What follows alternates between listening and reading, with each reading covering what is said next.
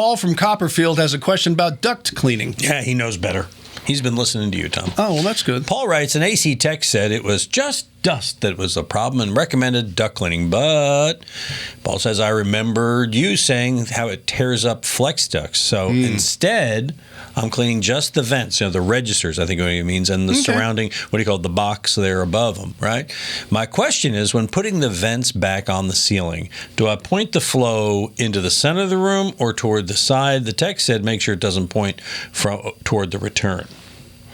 Yeah, you don't want to point it right to the return. It would just suck it in and go around. But usually if they're placed right, they will go towards the hot spot, which would be a window. Most of them are aimed towards windows, so they circulate the hot air through the room.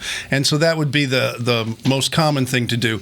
If you turn it to the inside of the room, that would be fine. And cleaning your registers is important.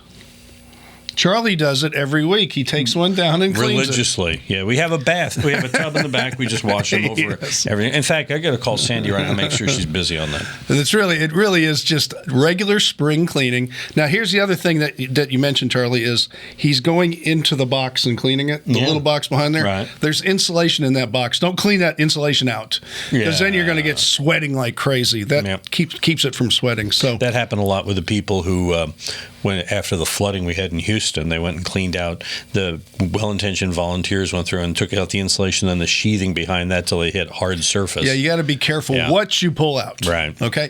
But besides that, what you're doing is fine. And no, you don't need duct cleaning. It's not dust. And if you have that little black schmutz up there, that's just mildew because it gets cold. And if you find any gap between the box and the sheetrock when you take your register down, either caulk it or pull it tight, because that will cause it to sweat sometimes. There you go. Some good advice for you. You want some more? Send us your question at HomeShowRadio.com. We'll answer it right here, like these videos, and you subscribe to our channel, you'll know when we do new ones.